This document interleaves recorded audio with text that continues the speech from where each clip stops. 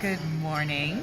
We are just about to start part 2 of our Transformational Communication program here in the city of Portland, and we have invited Shilo George to do a welcoming for us to speak about original lands and peoples from this original land. And I wanted to interview her just to hear her a little bit thinking about both about who are the people of this original land and how this has become an important part of the practice of doing equity work and social justice work.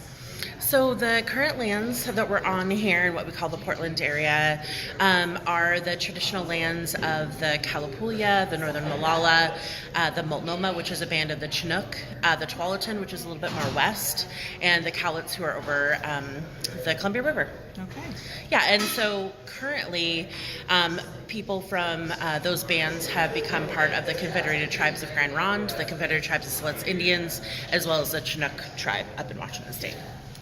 And why has this become an important thing? This is relatively new for non-Indigenous peoples to be acknowledging, doing land acknowledgement as a practice.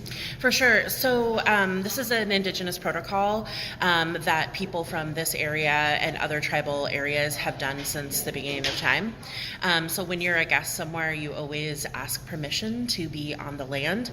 And so what we're doing in this sort of modern context is to acknowledge the ancestors that are here, acknowledge and speak about that there are still, their descendants are on this land and they're still part of our community, to give visibility to Native people because we all kind of look different, and sometimes we're not so visible to the larger community. But Portland has the 6th largest urban Indian population in the country, which a lot of people are shocked about.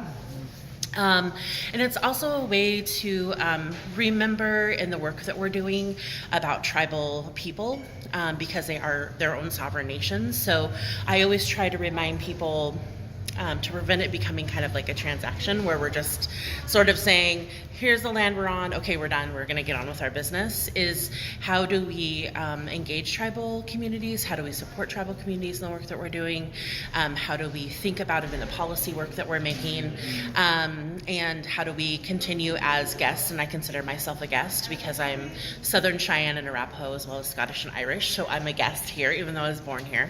So how can I honor their traditions every day, and also examining, which can be uncomfortable for people, the fact that us being here is keeping them from being fully who they are as Chinook people or Kalapuya or Molalla. We're taking up their space and their resources. Yeah. So that's kind of the thing. Thank you so much for the work that you do and for being part of the welcoming today, and that this is now going to be living on our website, so it's a way of us for acknowledging the land that we're on as we're headquartered and based in Portland, Oregon. Yeah. Thank you. I think it's really important work to do, so I appreciate you putting this on your website, and I appreciate people asking to do land acknowledgements, and anybody can do a land acknowledgement. It doesn't have to be, sometimes for special events you may want tribal members there to sing and do a blessing, but a lot of the times you can do your own acknowledgement. Yeah. Do your own research, get to know your local people that are local and native in your community as well. Great. Thank you so much, Shilo. No problem. Thank you. Bye-bye.